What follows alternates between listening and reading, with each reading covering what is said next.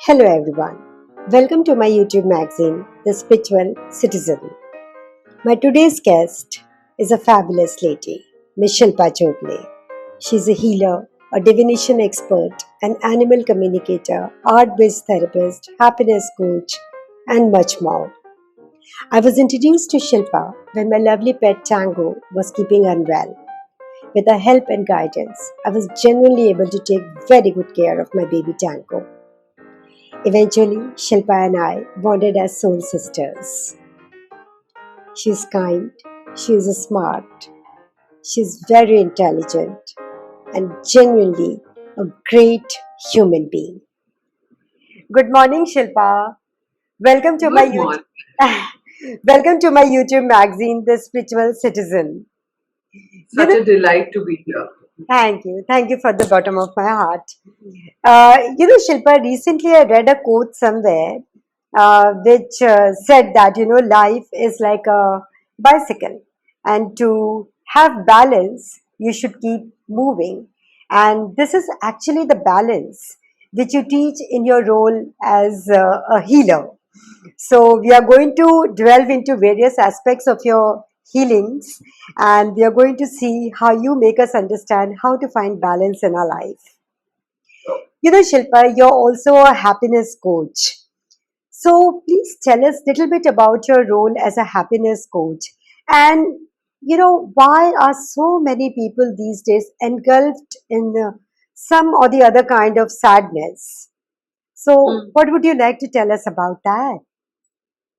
Yeah, so that's a good observation that in spite of the materialistic wealth that people have, in spite of the development in technology and stuff which we have, there are still so many people who are unhappy. And any kind of hurtful event, or people are right now so much on social media, but inside they're feeling lonely. Or there are times when they're feeling unacknowledged. When people don't get enough likes also, they feel unacknowledged, and unloved and unappreciated. So all this leads to sadness. uh, and what happens is that it when it is just for a brief time span, it is just fine, it's normal, because that these are all normal emotions for us to feel sad, and angry and fearful. Yeah, but when it lasts longer, when it does not pass, when it just stays there, that is the time there is an imbalance. And the moment there is an imbalance of emotions, it starts taking a toll over your personal life, professional life, and that's where a happiness coach is required. Somebody who can identify and show you that this fear is fine. What is this fear doing? What is the objective of the fear? How can this fear support you?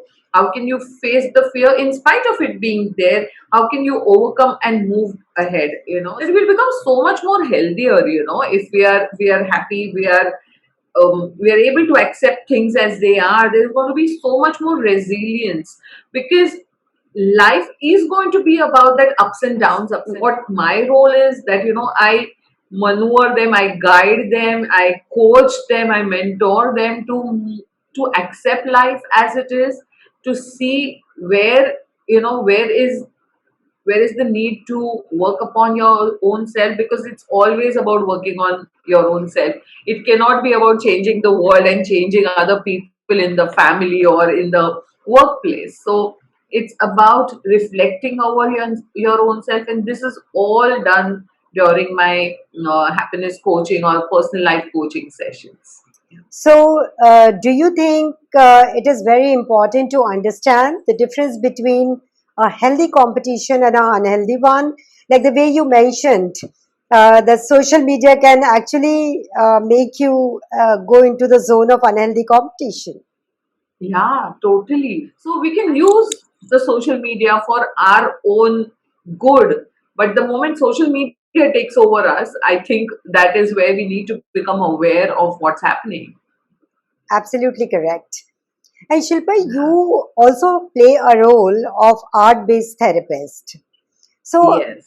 we all know that art is one thing which unites continents, it unites people all across the world. So how do you teach art as a therapy? That's what I would like to know today. Emotions. It's like a a gate, a opening which will help you to get your true emotions, what you're feeling inside out. So one can be really really angry and upset and have a dance which is like something like really, or something on drums, like the tandav, not exactly the tandav but something like that, and just get that anger out instead of putting it, or starting blaming people or screaming and yelling on people. Just doing it as a therapy, or even drumming, like something like the djembe, the drum which I use. There are times when people use it to bring you, to ground you, to bring that therav in you, to basically using all these creative processes to utilize what to utilize all those creative juices, and to move into a process related to art which will help you to gain insights. There are some beautiful personal insights which just come. You don't need to teach somebody. When they get into an art, the insight just comes from there, and they develop new coping skills. So art really can affect your emotions, your thoughts, and in the long run reduce the trauma which has gone inside. It covers a large area in the field of emotional wellness. So that is what art does. And like, or everybody wants to learn to be in the present, but how? So art is just so simple. There is no complication there. Very simple, and it gets you in the present. So that's how beautiful it is. I think that's the reason children enjoy their art classes more than anything else in school. Yeah, yeah. And if you see, children are the ones who are always in the present. So, Shilpa, these days there is so much talk about spirituality. Everybody is trying to do something or the other in the field of spirituality, either for themselves or for larger community.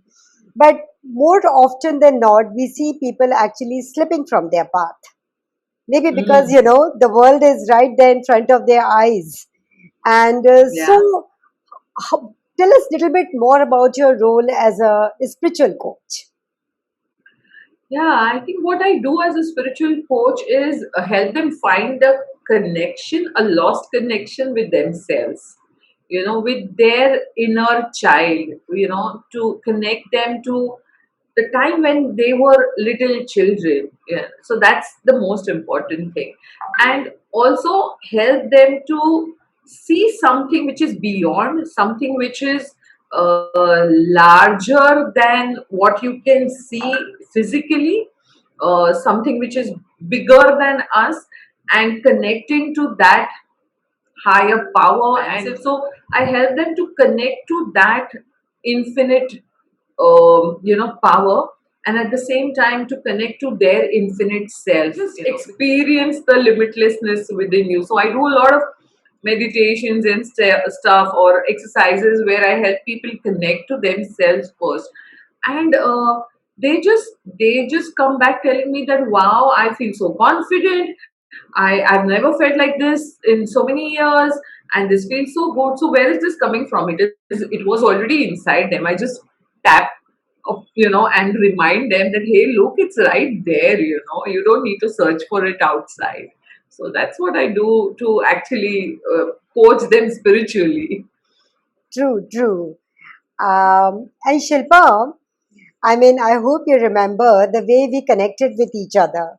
We connected because of my baby Tango and baby Sikandar, who are my loving pets. And Absolutely. anybody who has ever loved an animal would understand that they are representation of heaven on earth. So please tell us, Totally. yeah, so please tell us a little bit about, where do our pets go in afterlife? Where are they? I think they are in the most beautiful space, and they can still communicate from that space. They have, for me personally, I've seen various representations of that space. There have been like white fluffy clouds. There I have seen blue, serene blue spaces. I've seen lush green lawns. When I've communicated with pets in their afterlife. But one thing which I definitely know is there's a lot of peace and serenity and tranquility over there. And they are very joyful, very playful wherever they are. So they have like complete freedom to be themselves, to rest, to have fun. And so every time I have spoken to an animal in their afterlife, they have like, we are just in a beautiful space, and please tell a human that we are doing very well, and we can still see you and we can still connect with you. That is beautiful, so yeah, I mean, these two babies of yours, they have really brought in a lot of transformation within me, because communicating with Tango while he was in his physical form and while he dropped his physical body, both has been truly transforming for me, just learning things from him about life. It has been wonderful for me. And he was very open to talking to you, except for the last few days when he just refused talking to you. Probably he Yes. really wanted to drop his body then. Yeah. And there are times when they just want to be, or there have been times when parents have asked me that do we put them down using these injections and stuff. And I've spoken with animals, and they have said that we know that it's painful for you to see us going through the suffering, but let us face it naturally the way it was planned for us. And so don't use these shortcuts, and don't let us go through that pain. And again, that is such a huge lesson, because all of us resist pain so much. There is so much resistance for pain and suffering, and it's because of them that I'm learning that let's welcome pain, and let's welcome that suffering also, because that is also a part of our spiritual evolution. And that acceptance has come to me because of these animals. That's so beautiful. And it really touches my heart. You know how much I'm in love with animals. Uh, Shilpa, nowadays again, there is so much quest for inner peace. People just go and do so many conferences and seminars and workshops just to achieve inner peace. And how do you think it is possible for people to achieve that inner peace? And do you think, children should be taught and trained in this kind of thinking, the spiritual, the inner peace kind of thinking. So, what are your So views? one thing is, Rachna, we are born as spiritual beings. We are born with all these things, which now we talk about learning and going to a retreat and learning. Children, in fact, are the most connected with the divine and the divine realm. So for them, we don't need to teach them. We just need to allow them to be themselves. And if we can observe them and learn from them, I think that would be the best thing. That's one. But then for adults to really experience that inner peace, I think couple of things. One is learning to say no, drawing healthy boundaries around themselves.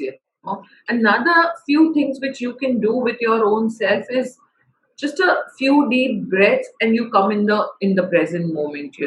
So you, because of a physical workout, your happy hormones are released, endorphins are released, and when you meditate, you harness them, you use them. And that leads to so much more alignment, stability, tranquility, and that peace is something you will feel. That so keep I my suggestion is, out of the 24 hours day, at least have 24 minutes for yourself. Another thing is nature. The most beautiful healer, the most powerful healer. Just go out for a walk out there in the nature, in amongst trees. If there is a lawn, walk bare feet on the lawn, and just be there with your own self. Connecting to Mother Earth's energies, Gaia's energies, is brings you stability, brings you security, brings you alignment. So that is another way you can. So each one can have their own ways. I also find inner peace when I do my mandalas and coloring, So it's up to everyone, but these are few things I would like to suggest. As you were talking about creating boundaries, and that kind of correlates to my next question from you. Uh, do you think if boundaries are not created, then it gives rise to conflict?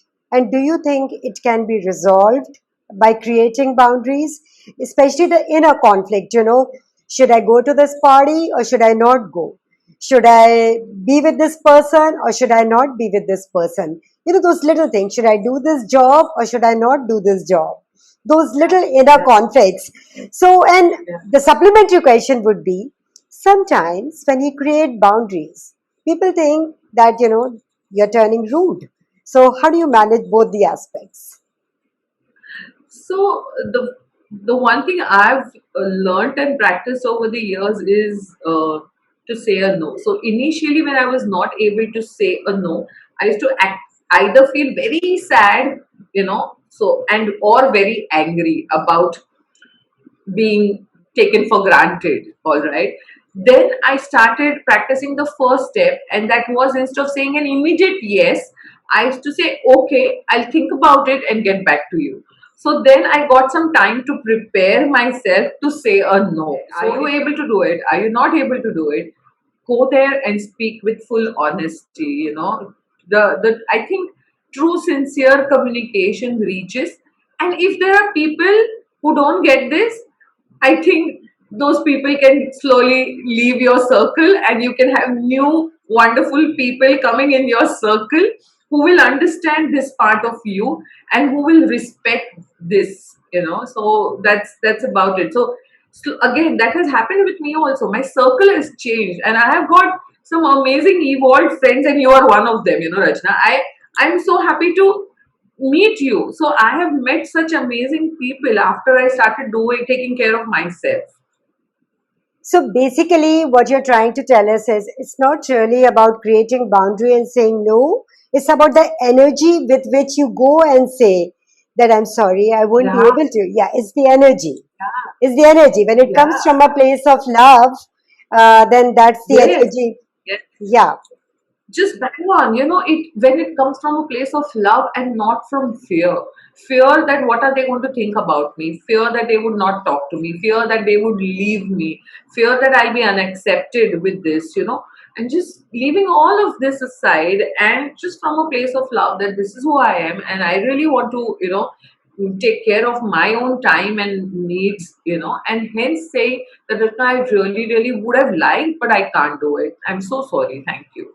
You know? So the question was that does it also helps in resolving conflicts, the inner conflicts?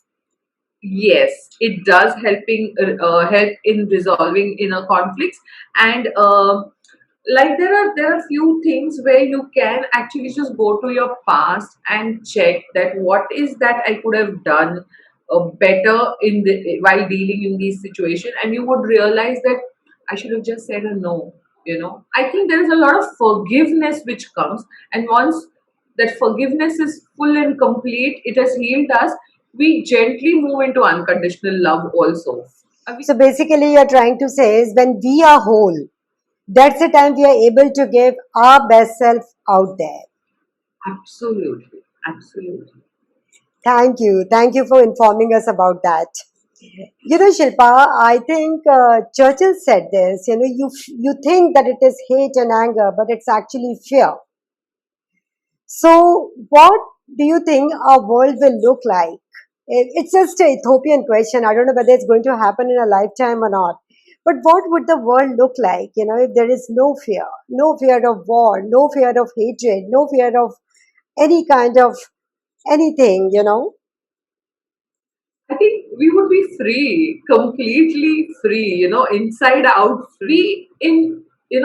Be in harmony. There'll be so much synchronicity, so much harmony within each other. We'll only be complementing each other. Because there's not going to be a fear that you're better than me or you're being appreciated more than me. this fear will not be there only. So it is going to be such an amazing world. I love that thought. Thank you. And tell us one thing, Shilpa. When are you going to pick up a pen and write a book for us? I am when the universe is willing, and inspires me to. So I'm currently, I've created like a journal, basically for manifesting the life which you wish to manifest. But if I ever write a book, it will be, compromising, like comprising of all these different aspects like happiness, animals, oneness, all the emotions put together. So it's going to be like a combination of everything, and it would be just my life experiences and how I have evolved from a very fearful person to a fearless one. The best example is Gandhiji because he harnessed his anger into getting the country freedom and he just True. directed it in the right manner. Yeah, Yeah. absolutely.